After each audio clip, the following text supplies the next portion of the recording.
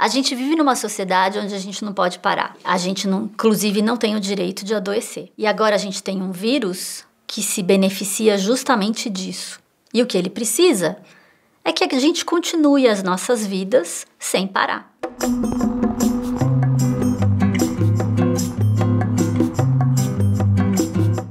A maior arma contra o coronavírus é justamente parar. Nós não temos mais como parar esse vírus. O vírus vai se propagar e vai infectar uma grande parte da população mundial. Mas o que a gente precisa fazer é reduzir a velocidade com a qual esse vírus vai se propagando. Muitas pessoas, elas estão focando na questão de que uma porcentagem muito pequena das pessoas morrem, ou elas estão focando e dizendo que é apenas uma gripe. Mas a coisa não é tão simples assim. Como o vírus ele vai se propagando e ele vai tomando conta e infectando muitas pessoas, esse número ele vai praticamente dobrando a cada dia. E aí essa curva, ela fica muito acentuada.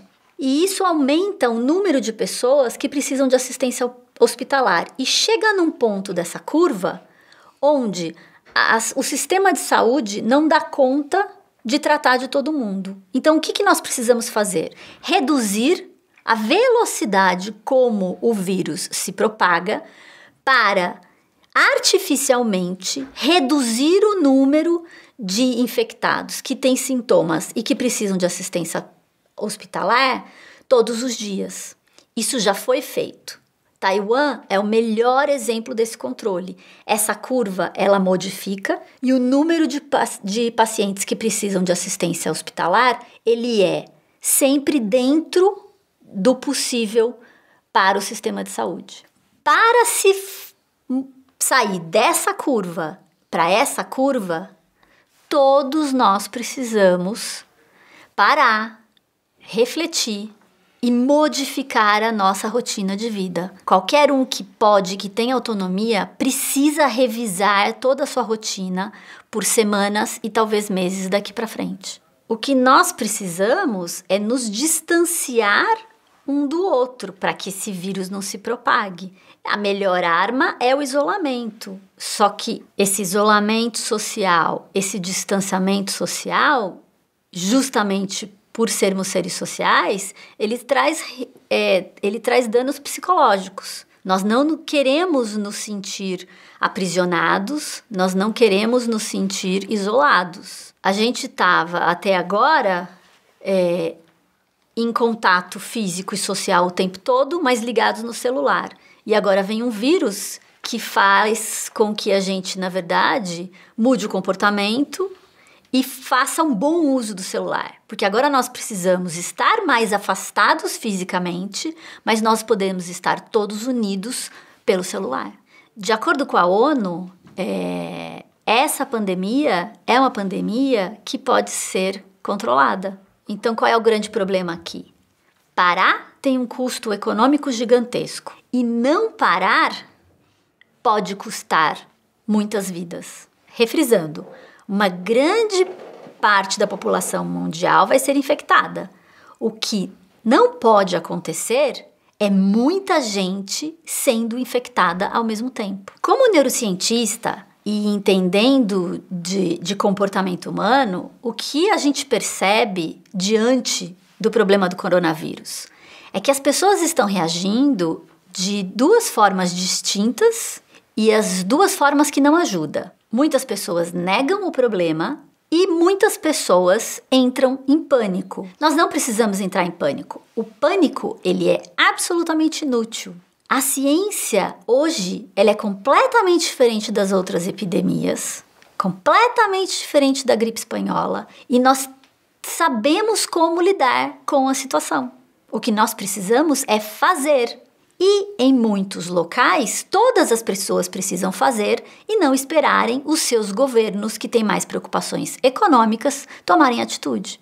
E as pessoas que negam o problema, uma hora vai cair a ficha. Mas dá para entender por que muita gente nega o problema. Porque nós, seres humanos, temos pavor de incerteza. Nós não conhecemos tudo sobre esse vírus. Então, o que a gente faz? A gente finge que o problema não existe. Essa questão da negação, inclusive, já foi um assunto de vídeo que eu fiz aqui sobre outras questões da nossa sociedade, inclusive Brumadinho. Vamos entrar nos mitos e nos fatos. É só uma gripe? A Covid-19, para 80% das pessoas que são infectadas e que têm os sintomas, ela passa como uma gripe, mas aproximadamente 20% das pessoas infectadas e que têm sintomas vão precisar de assistência hospitalar por dias ou até mesmo semanas. 20% é muita gente. Então, nós não estamos falando de uma simples gripe, é algo bem mais sério. Tem muita gente falando que esse vírus, ele morre no calor. Isso não é verdade. O vírus, ele dura menos no calor, mas ele se propaga no calor também. Exemplos de que esse vírus continua se propagando no calor são Singapura e Taiwan, que, aliás, são 2 bons exemplos que conseguiram reduzir a velocidade com que o vírus se propaga. Eles deveriam ter o 2º maior número de infectados no mundo e eles não têm. E eles têm apenas uma morte. Singapura conseguiu se reestruturar e se reorganizar, não de forma tão eficiente como Taiwan, mas eles não têm nenhuma morte. A China adotou práticas de isolamento de forma agressiva e foi somente por isso que ela conseguiu reduzir drasticamente o número de mortes. E quais são as pessoas que são mais vulneráveis e que precisam ter mais cuidado ainda? Todos os idosos. Quanto mais velho, maior o risco de desenvolver um quadro grave. Além disso, pessoas com problemas respiratórios, hipertensão, diabetes e problemas cardíacos. Todas essas pessoas precisam tomar muito mais cuidado e buscar muito mais o distanciamento e, se possível, o isolamento social. Outro ponto. As pessoas estão falando que as crianças não ficam doentes. Na verdade, o que acontece, que foi publicado no dia 5 de março, é que as crianças são infectadas tanto quanto os adultos, mas elas têm um sistema imunológico muito bom e quando elas têm sintomas, elas têm um quadro gripal. Mas o problema da importância do distanciamento social é que elas transmitem esse vírus para outras pessoas. Então, as crianças que continuam indo para a escola e têm pais ou avós idosos, elas podem estar sendo infectadas e passarem esse vírus para pessoas que são de risco.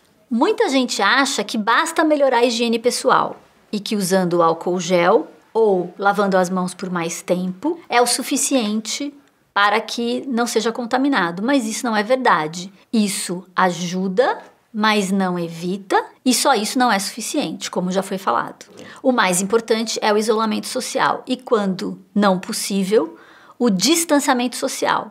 E isso principalmente de pessoas que apresentam algum sintoma. O que a gente precisa saber sobre o tempo de incubação do vírus? Os estudos indicam que, em média, o vírus fica incubado durante 5 dias ou 6 dias. Mas o tempo de incubação pode ser de 0 até 24 dias. O que é importante também a gente levar em consideração e que já está sendo uma conduta utilizada até mesmo em países ricos. Se você tem os sintomas da Covid-19, que podem ser um estado gripal, uma tosse seca ou até mesmo uma febre, o ideal é que você fique em casa, se isole ao máximo, porque se existe a suspeita de você ter o vírus para você não passar para outras pessoas, mas não é para sair correndo para o hospital, porque muita gente desenvolve esse quadro, não tem o coronavírus e indo ao hospital você aumenta as chances de ser infectado. Ficando em casa e cuidando do estado gripal é a melhor forma de lidar com a situação. Porque se o quadro piorar, dá tempo tranquilamente de ir para o hospital. Uma outra questão que gera muita dúvida é que agora muitas pessoas querem fazer o teste para saber se tem o vírus ou não. E esse comportamento não ajuda. No começo, tudo bem, mas agora, como existem muitas pessoas infectadas, não adianta querer se testar. E tem mais uma questão importante a se levar em consideração. Ser positivo para o teste indica que a pessoa tem sim o vírus, mas ser negativo não necessariamente indica que a pessoa não tem o vírus. Então é inútil todo mundo querer fazer o teste. Nós precisamos deixar os testes para as pessoas que realmente precisam ser testadas. Por quê? Para as pessoas que realmente precisam de assistência hospitalar, saber se ela tem a Covid-19 ou se ela tem algum outro problema pulmonar ou respiratório de outra ordem é fundamental para definir o tratamento. Nós estamos vivendo uma pandemia e que é uma crise muito grande. É uma crise que traz uma oportunidade gigantesca para todos nós, porque nós temos a oportunidade de reduzir a velocidade com que o vírus se propaga. Então, na verdade, nós, seres humanos todos, temos aqui uma oportunidade muito grande de sermos líderes nessa campanha contra a propagação do vírus. E esse é um trabalho colaborativo. Quanto mais as pessoas cooperarem, mais devagar o vírus vai se alastrar. E em países como o nosso, de um histórico de pouquíssima confiança nos governos, essa cooperação, esse trabalho colaborativo, ele é fundamental. E muito provavelmente a gente vai aprender muita coisa que vai melhorar na nossa vida com o coronavírus. Que uma série de viagens de trabalho são desnecessárias, nós podemos resolver pela internet. A nossa higiene vai melhorar muito depois do coronavírus. E nós vamos repensar, muito provavelmente, em uma série de estruturas de relações de trabalho, relações econômicas. Tem muita coisa boa que a gente pode aprender com tudo isso. Eu não sou infectologista, mas eu sou cientista. Eu estou há muitas semanas acompanhando o coronavírus, muito antes, inclusive, da doença receber o nome Covid-19. E como cientista, eu tenho o dever moral de fazer a divulgação da ciência, porque esse momento da nossa história é um momento de que em poucas semanas nós tivemos uma produção de conhecimento científico gigantesco para a gente aprender a lidar com o coronavírus. Aproveite esse tempo, que o ideal é o isolamento social. Inscreva-se no nosso canal, porque nós temos centenas de vídeos sobre conhecimento.